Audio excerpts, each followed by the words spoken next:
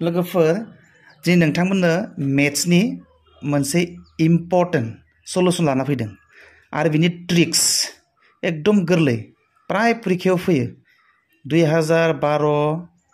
2021 19 माबा मोनसे टेटआवबो फैदोंमोन आरो फैयो जायखिजाया एग्जामावनो क्लकनि प्रब्लेम फैयो मैथमेटिकल प्रब्लेम फैयो दा बिनिखायनो आं नोंथांमोननो लाबोदों आंनि नै भिडिअखौ नायनायनि उनाव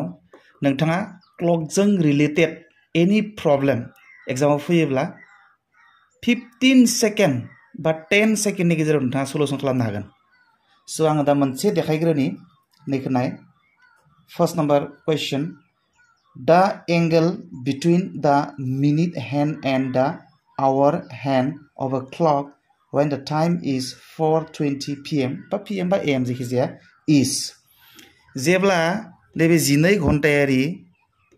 घड़ियाव समा 4:20 जायो अब्ला बे आवार हेन्ड आरो मिनिट हेन्डजों सोरजिनाय बै खनानि माना बेसेबां जागोन होनना बुंदों प्राय परीक्षायाव फैयो हमना ला नैबे दिनै आं माबायाव सावगारियाव बोदों नैबे 4:20 माने 4:20 जायोब्ला अब्ला बै आवार हेन्ड आरो मिनिट हेन्डआ बे गरायाव सोरजिनाय बे खनानि माना बेसेबां डिग्री जागोन होनना बुंदों बिराद इजि फर्मुलाया नै गोसो लाखिनांगौ नै फर्मुला नैबेनोखा सिदा सिदा 30 सानजाब आवार माने घन्टा बेनिफ्राय दानख'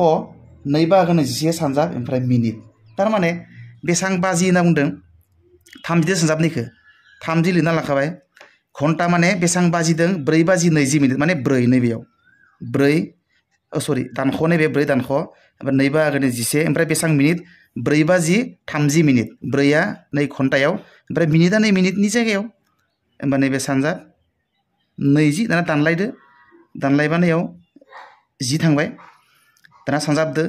30 सानजाब 4 120 दानख' ओमफ्राय नैया 10 सानजाब 10 110 दाना 120 निफ्राय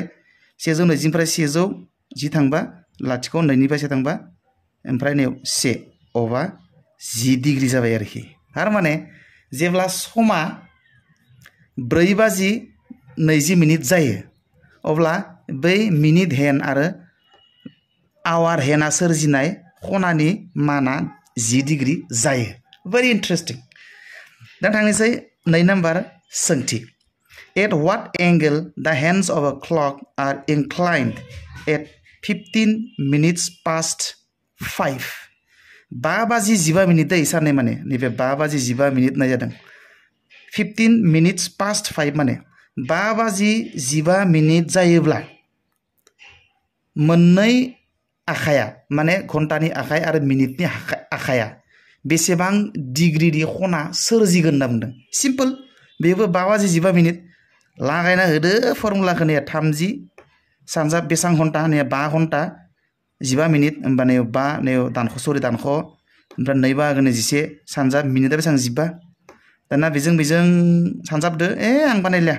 बेजों सानजाबदो सानजाबबा 150 1 बा लाथिख' जाबाय दानख' नैबेजों सानजाबदो 15 दो 1 दो सानजाबबा 15 ओमफ्राय नैयाव 5 6 1 जाबाय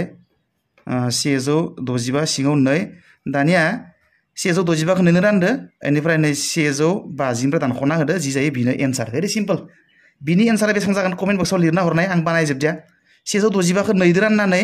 जि अखारो नैबेयाव फाथि ओमफ्राय 150 जों नैबेजों दानख'लायनानै जि अखारो बेखौ कमेन्ट बक्सआव लिरनानै हर भेरि इजि दा नैबेबो इजि बेनिफ्राय लास्ट कुइसन मोनसे दंबावो आरो कुइसन लाबोगोन दै बेखिनियानो साफिसियेन्ट नङा आरो क्रिटिकेल कुइसन लाबोगोन एग्जाम फैखाथारो खिन्थु बिराद इन्टारेस्टिं हाउ मेनि times do the hand of a clock कइनसाइड इन ए डे बे घड़ीनि मिनिट हेन्ड आरो आवार हेन्डआ सानसेयाव नैबायदि बेसेबां बाजाबलायो आरोखि बे मोननै हेन्डआ मिनिट हेन्ड आरो आवार हेन्डआबो बाजाबलायो आरो स' बेबायदिनो खैबार बाजाबलायगोन बिसोरो नै 12टायाव खनसे बाजाबगोन आरो जेनेबा हमना 1टा जालायबाय 1टा जानायनि उनाव बे ओरै मिनिट हेन्डआ गिदिं फैना आरो खनसे बाजाबलायबाय बिदि सानसेयाव बेसेबां बार बाजाबगोन दे साननानै हर दाना एन्सारखौ सोर हागोन बेखिनिखौ नैबेयाव भेरि इन्टारेस्टिं साननानै घुरिखौ आखिनानै नायबानो जाबाय बेसेबां बाजाबलायो 24 घन्टायाव माने सानसेयाव 2टायाव खनसे मिनिट हेन्डजों आवार हेन्डजों बाजाबलायबाय आरो नैबे मिनिट हेना ओरै गिदिं गिदिं गिदिं थांलायबाय बेनिफ्राय नैबे आवार हेनाबो नै सियाव फैलायबाय ओमफ्राय आरो मिनिट हेनानै थांनानै बाजाबहैलायबाय बेबायदि खैबार बाजालायगोन मिनिट हेन्डजों घन्टानि हेन्डजों सानसेयाव माने 24 घन्टायाव बिनि एन्सारखौ कमेन्ट बक्सआव लिरनानै हर अके बाय बाय सि इउ नेक्स्ट आरो लाबोगोन बेबायदि इन्टारेस्टिं भिडिअ